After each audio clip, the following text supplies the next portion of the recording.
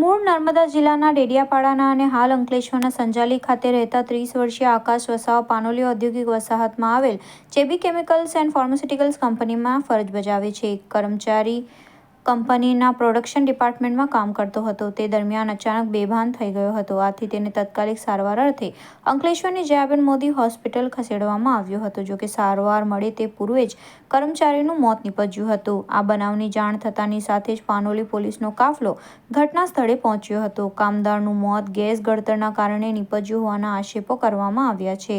આમ આદમી પાર્ટીના આગેવાનો તેમજ કર્મચારીઓએ હોસ્પિટલ ખાતે પહોંચી મૃતકના પરિવારજનોને યોગ્ય વળતર મળે તે માટેની કંપની અને સરકારને રજૂઆત કરી હતી.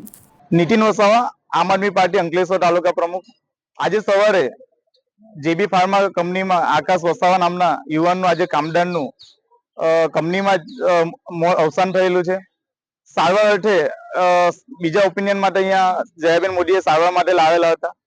અમે એમના પરિવાર સાથે મુલાકાત કરતા એમને જાણવા મળ્યું છે કે છેલ્લા 6 વર્ષથી ત્યાં કંપનીમાં જેબી ફાર્મામાં જોબ કરે છે અને ત્યાં કંપનીના અંદર જ એમને અવસાન થયેલું અમને એવું લાગે છે.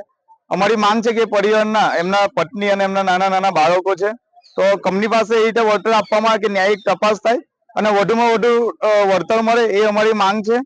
અને આ એમના નાના ઉંમર એમના પિતા પણ છે, તો અમારી માંગ એ જ છે કે વધુને વધુ વળતર આપવામાં આવે. પોલીસ સાથે વાત થઈ તો અમને અત્યારે નિવેદન અમને આપ્યું છે, જે તે રીતે સત્ય હકીકત હતી એ રીતે લખાવી છે અને અમે ફરિયાદ તરીકે એમના પિતાશ્રીને ફરિયાદ અપાવી છે અને હમણાં કામકાજ ચાલુ છે. હાલ હજુ પીએમ કરવાનું બાકી છે. અમારે જ્યાં સુધી આ કંપની અમને યોગ્ય વળતર નહીં આપવામાં આવે ત્યાં સુધી અમે પીએમ થવા દઈશું નહીં.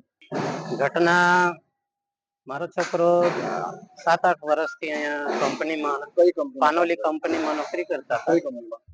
એ જેબી ફાર્મસીમાં. શું ઘટના બની છે? તો એ હવે 7-8 વર્ષથી ત્યાં રહેતા હતા અને નોકરીએ જતો હતો.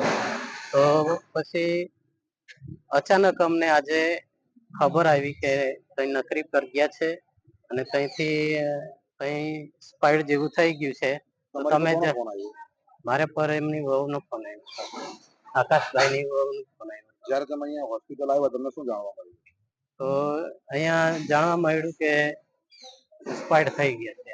ડોક્ટરે શું માંગણી તમારી હવે?